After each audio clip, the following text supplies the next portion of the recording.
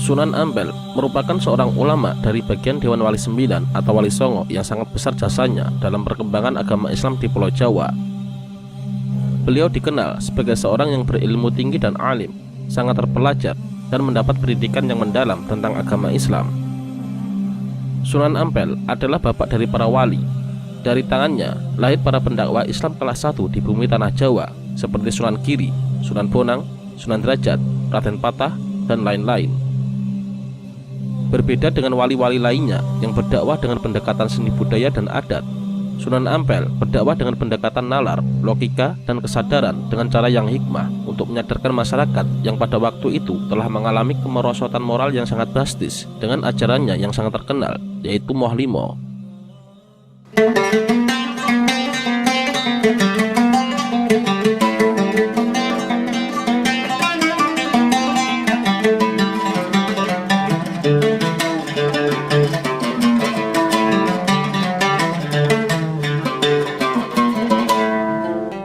Sunan Ampel lahir pada tahun 1401 Masehi di Champa, yaitu sebuah kerajaan Islam di Kamboja dan saat ini merupakan bagian dari negara Vietnam.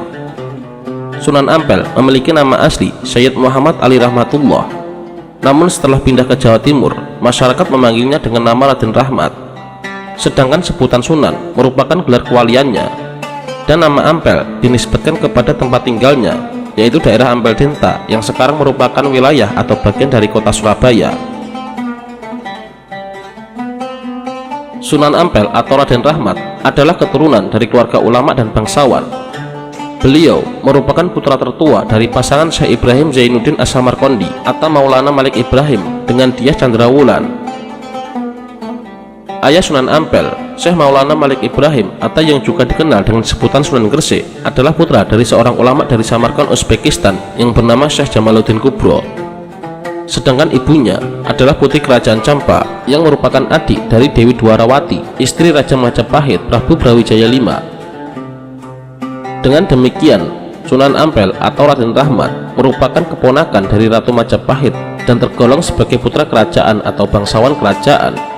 Dan pada waktu itu, beliau juga mendapatkan gelar Rahadian yang artinya tuanku atau disebut dengan kata Raden. Adapun silsilah nasab beliau adalah Sunan Ampel atau Syed Ali Rahmatullah bin Syed Ibrahim Zainuddin As-Samarqandi bin Syed Husain Jamaluddin bin Syed Ahmad Jalaluddin bin Syed Abdullah bin Syed Abdul Malik Atsmatkon bin Syed Alwi Amil Faqih bin Syed Muhammad Sohib Mirbat bin Syed Ali Khalid Qasam bin Syed Alwi bin Syed Muhammad bin Syed Alwi bin Syed Ubaidillah bin Syed Ahmad Al-Muhajir bin Syed Isa Ar-Rumi bin Syed Muhammad An-Naqib bin Syed Ali Al-Uraidi bin Syed Ja'far Shadiq bin Syed Muhammad Al-Bakir bin Syed Ali Zainal Abidin bin Syed Husain bin Sayyidina Ali dan Sayyidah Fatimah Az-Zahra binti Nabi Muhammad Rasulullah Shallallahu Alaihi Wasallam.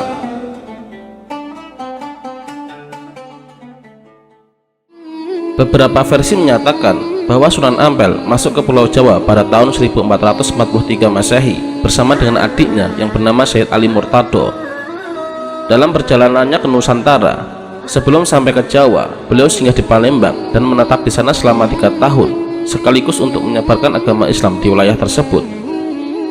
Dalam dakwahnya tersebut, beliau berhasil mengislamkan Adipati Palembang yang bernama Arya Damar. Setelah 3 tahun di Palembang, Sunan Ampel melanjutkan perjalanannya hingga berlabuh di Tuban, atau ada yang mengatakan berlabuh di Gresik.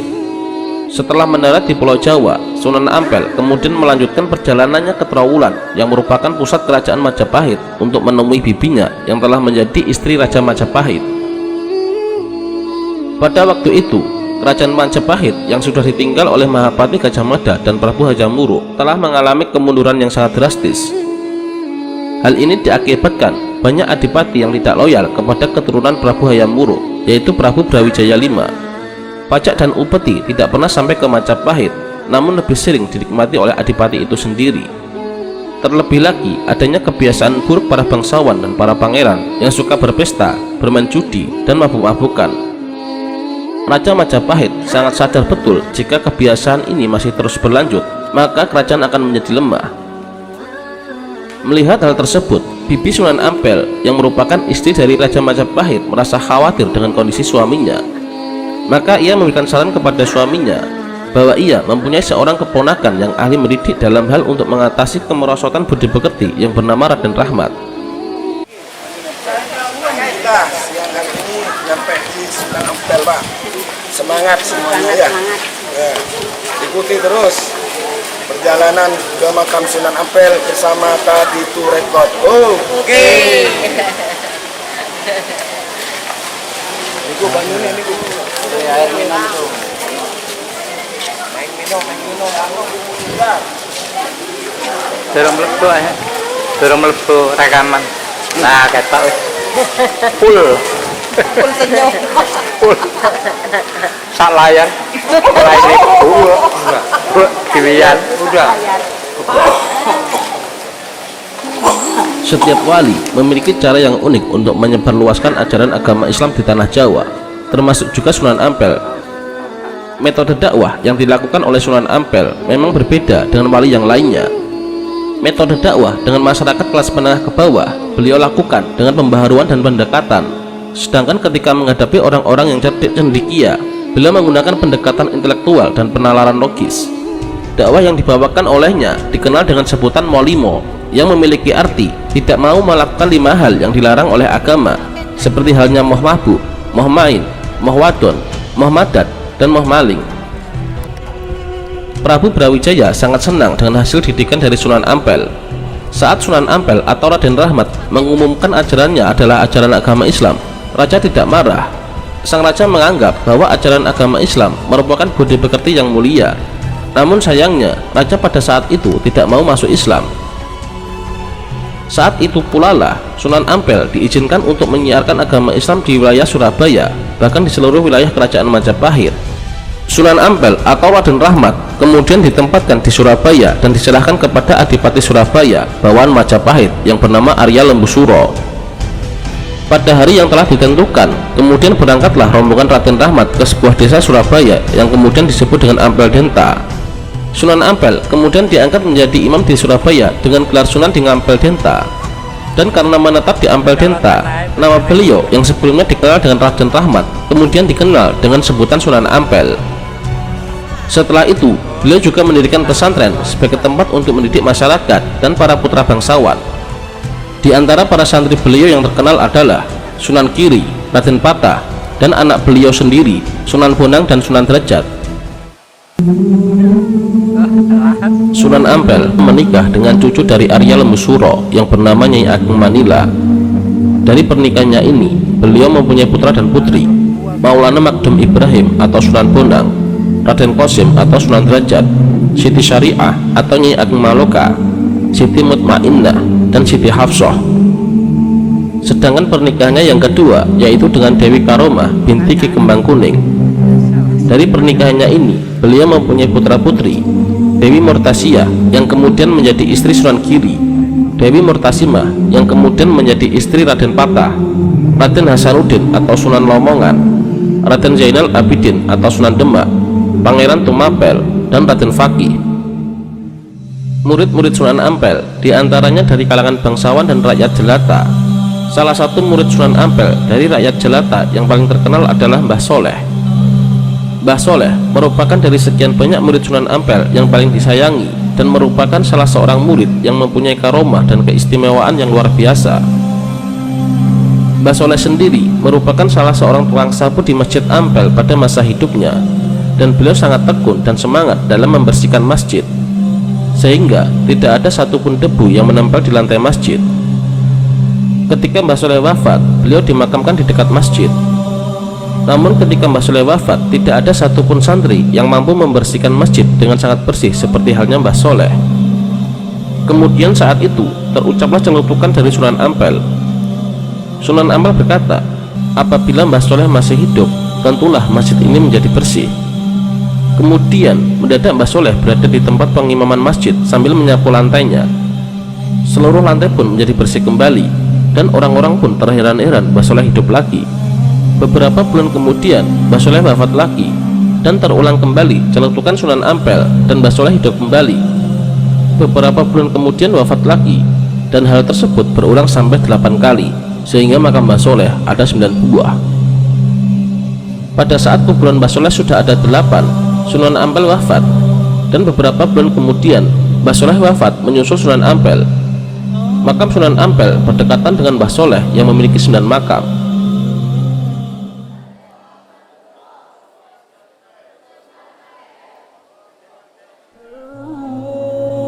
Setelah Syekh Jumatil Kubro wafat, Sunan Ampel diangkat menjadi sesepuh Wali Songo atau sebagai mufti atau pimpinan di tanah Jawa dalam bidang agama.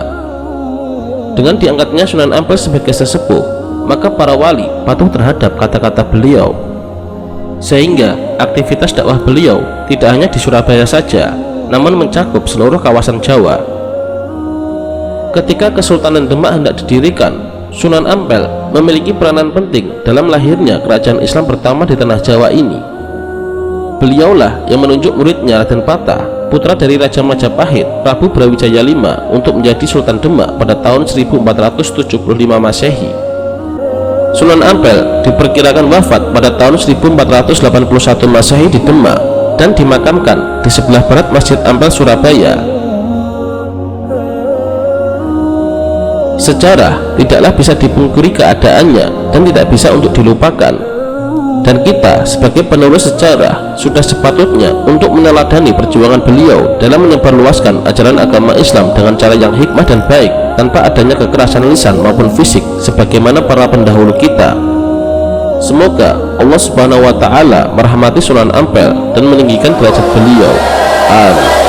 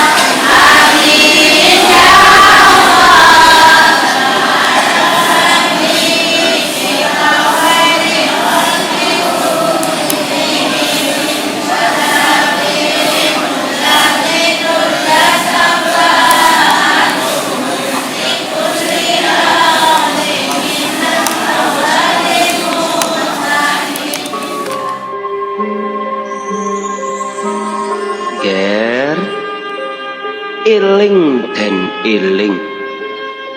Besok yen wis ana kreta tanpa jaran, tanah Jawa kalungan wesi. Prau mlaku ing dhuwur awang-awang.